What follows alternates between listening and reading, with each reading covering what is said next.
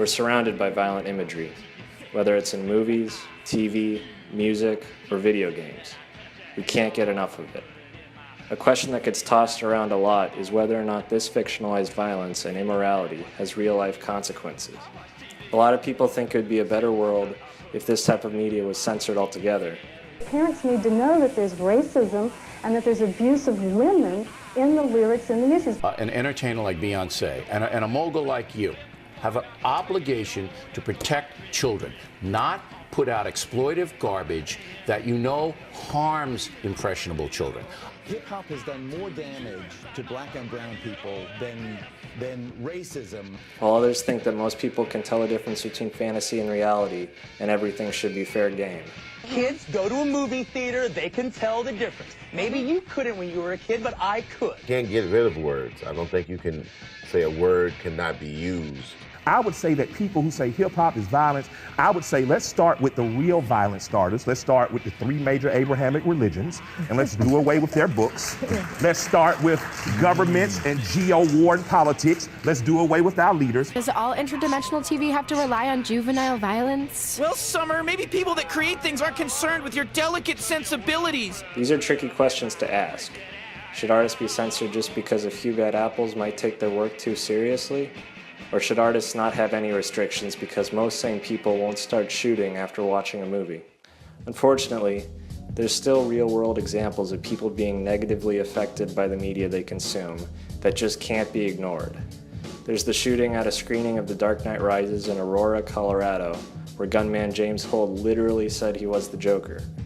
Probably the most infamous example is the case of Charles Manson, who took lyrics from the Beatles' White Album as omens of an upcoming race war, and used that to manipulate his followers into killing actress Sharon Tate, among other people in Hollywood who he deemed piggies.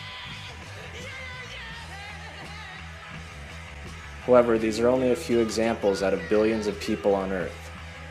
Art is only a reflection of what is already present in the world. We're a culture that's more likely to fight back if we feel threatened, where we shoot first and ask questions later, where we solve all our problems with violence.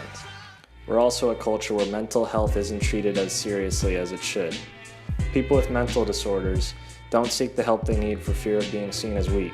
Take the killers at Columbine High School. They had been bullied, they had psychiatric illnesses, and yes, they also consumed a lot of media violence.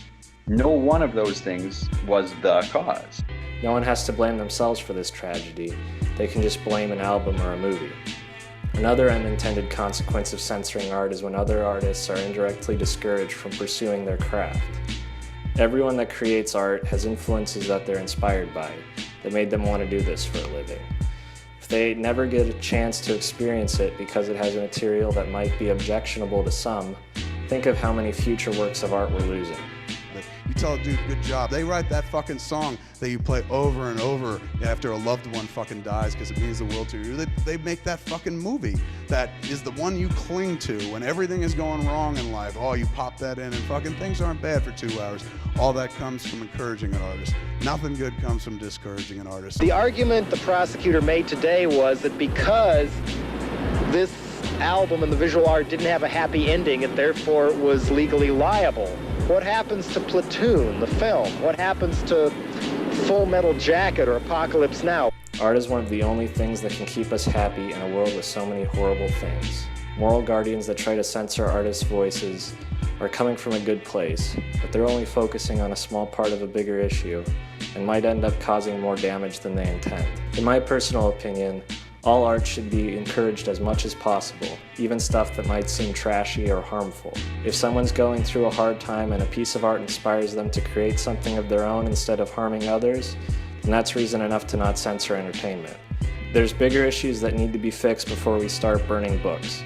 Hopefully, if we eventually become a more peaceful society, the media will reflect that. Until then, kick back, let the lights dim, and enjoy the show.